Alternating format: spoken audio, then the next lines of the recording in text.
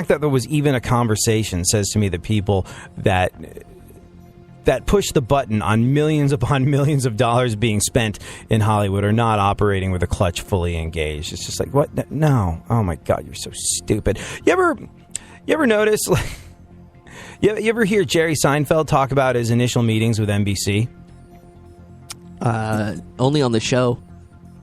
It was interesting because, well, he talks about it, not a lot, but he's spoken about it a lot. And one thing that he said was his big misconception was he went into NBC, a stand-up comedian, and they're like, hey, do you have any ideas? And he's like, no, I don't have any ideas.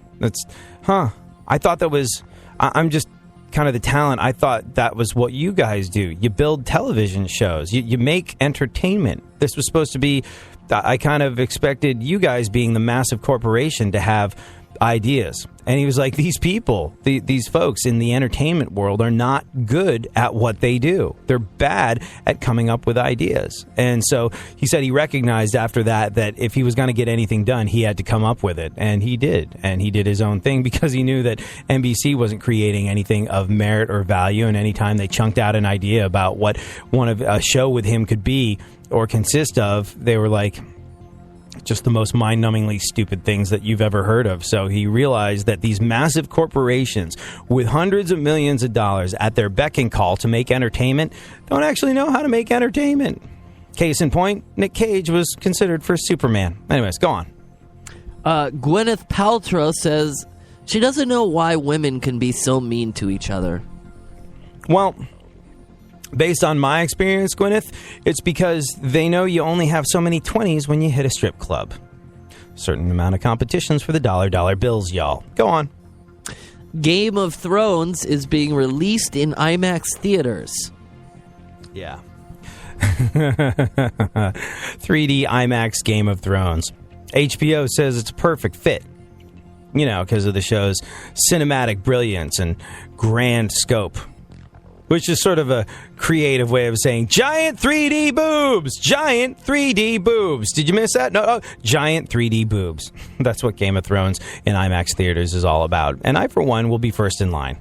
Yeah, it got me interested. Mm-hmm. See? I forgot about them giant boobs. I like seeing them in 3D. Yeah, exactly. See? People with gazillions of dollars at their fingertips don't know how to run entertainment businesses. They're all like, oh, cinematic brilliance. I'm like, let's just cut to the chase here. Giant 3D boobs. And all of a sudden, Funkhouser and everybody else in like Flynn. You are welcome, HBO. Please continue. Rush drummer Neil Peart says I'm going to forgive your transgression there at mispronouncing the name of one of the single greatest drummers of all time, being the Rush nerd that I am. Peart, like the boobs you're going to see in giant 3D when you go watch Game of Thrones in 3D IMAX. Neil Peart. Neil Peart says he doesn't like touring because he has to leave his family.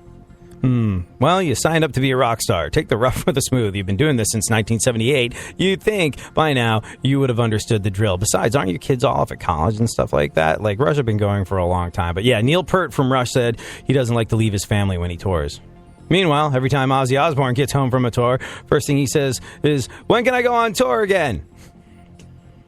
Trying to remember the last time I opened up a door in my home and you weren't behind it. Sharon, get me out of here.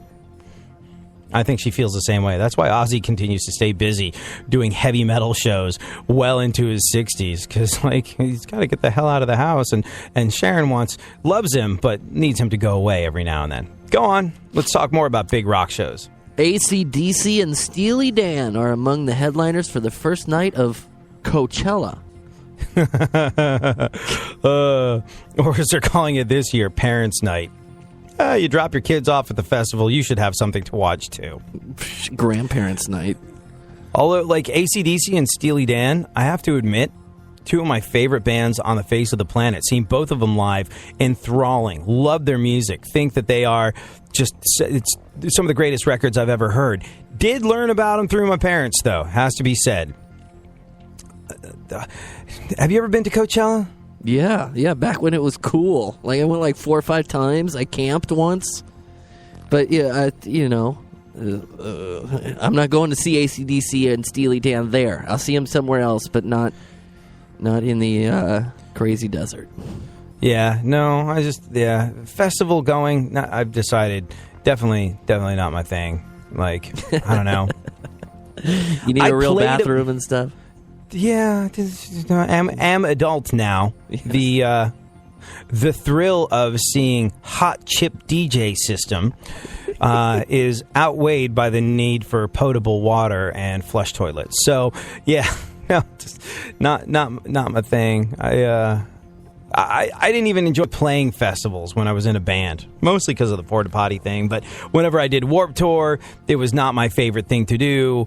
When I played things like Reading and Phoenix and Glastonbury in England, which the 45 minutes you're on stage is great because there's like 20, 30,000 people there bouncing up and down in unison, and you can't recreate that. The show's fantastic, but as soon as you're done with that, I always, even as a wild and crazy ne'er-do-well teenager in a band, I wanted to get the hell out of Dodge as soon as we'd played the set. I was like, oh, I could hang out in a muddy field, or I could go back to my warm bed in my hotel room where I can sit down on a toilet without fear of STDs and flush it after I'm done. Fantastic. Yeah, the festival scene, its soulful allure has always been lost on me. I don't get it.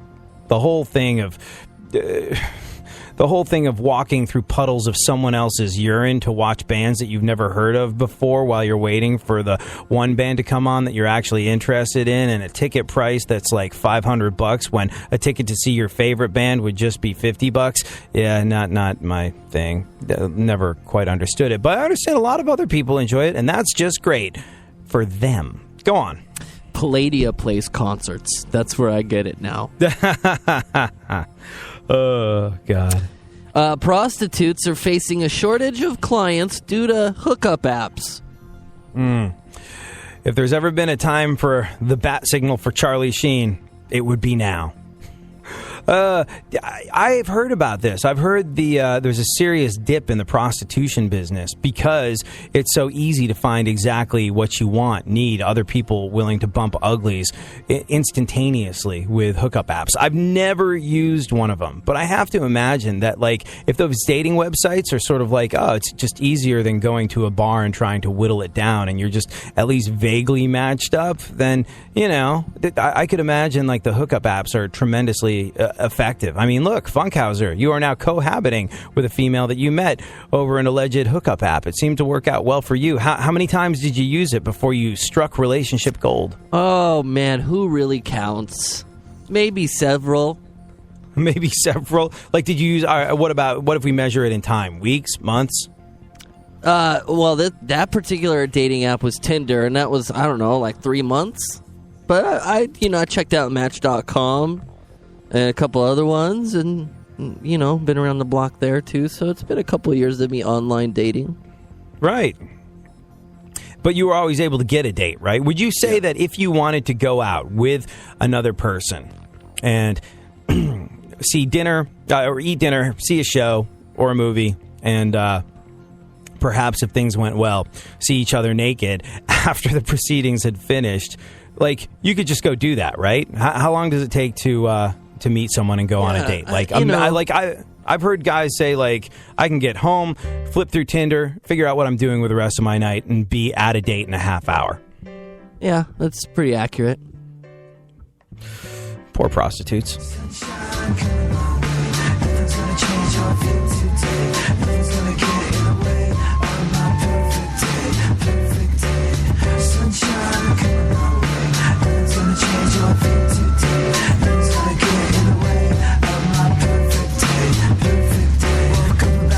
With puppies in my face, and Dad gotta join the human race.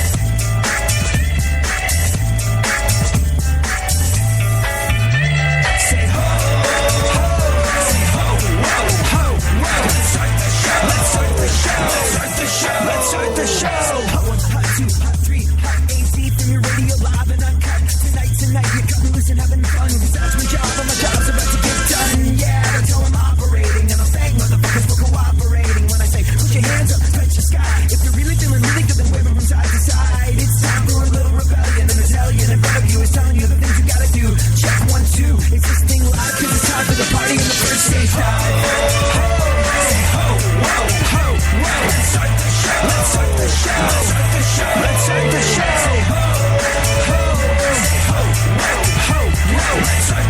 Let's start the show. Come on, let's go. Come on, let's go. Every day we're going and working, running the rat race in that pace, in that place. We'll leave a bad taste for anyone, everyone working day after day. So, buddy, I gotta say that there has gotta be a better way. Work every day until the day you're done. Or maybe tonight, have a little freaking fun. So stop what you're doing, drop what you're doing, drop ideas in the house, and it's time for you to rock. Please don't stop, wreck your block, make them proud. Now get loud, get crunk, get crazy, amaze me and make me say, yeah, baby. Let me hear now from the front to the back. Let me hear your voices shake this shack. Let me know, yo, why you came to the show. Let me know how loud your voice will go. Say ho, ho, say ho, whoa, ho, whoa. Let's start the show. Let's start the show. Let's start the show. Let's start the show. Say ho, ho, say ho, whoa, ho, whoa. Let's start the show. Let's start the show. Come on, let's go. Come on, let's go. Say ho, ho, say ho, whoa, ho, whoa. Let's start the show. Let's start the show. Let's start the show. Let's start the show.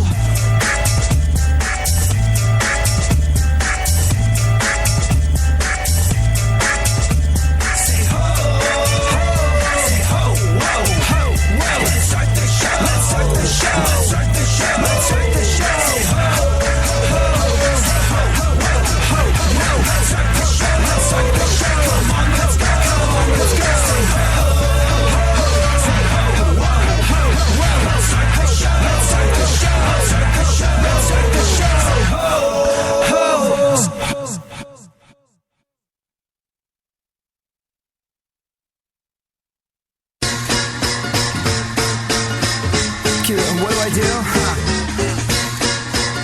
What do I do? Rock your radio, rock your radio, rock your radio, rock your radio, rock your radio, rock your radio, D on your radio, your radio, your radio. Shimmy, shimmy, ah, shimmy, shimmy, AD on your radio like every day. I'm totally all city champion from the north back to the south, and even your mama loves it when I open my mouth, and I love it when your mama opens her mouth too. You see what I did there? Yeah, it's kind of sort of just what I do. You'll be all like, what the hell? What did AD just say? I'm not sure if I'm offended or if he just made my day. A little insane in the brain, but I'm always entertaining. Remain in the game, I'm maintaining and gaining. My rating's soaring, my competition's boring. They play by the rules that I'm always ignoring. I'm raw, I'll bring it to you straight hardcore, and I'll leave you want some more. So turn it up loud, cause you know you love the sound when I rock your radio, rock your radio, rock your radio, rock your radio, rock your radio, rock your radio, D on your radio, your radio, your radio.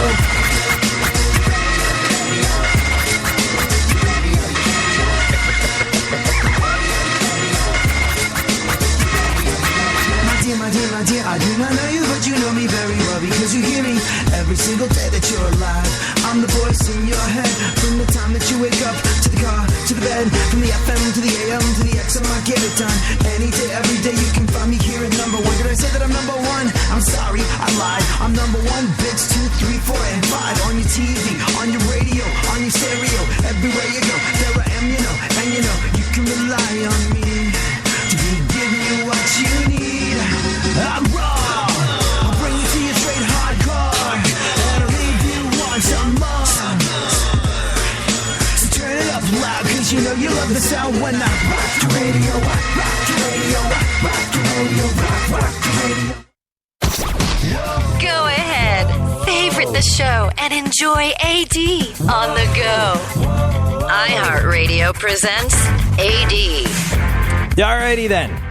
Let's burn through the news and then get to the events of today that are piquing everyone's interest. Namely, I think the body count is at 12 now in a terrorist attack at the office of a French satirical magazine. In the past, the magazine had been under police surveillance after threats from Muslims for publishing a cartoon of the Prophet Muhammad. And this week's cover story was on a new fictional book about Islam, which has sparked controversy in the country. We'll get into that and the whys and wherefores of the whole situation shortly after Funkhouser finishes bringing us the news. What is going on, Funkhouser?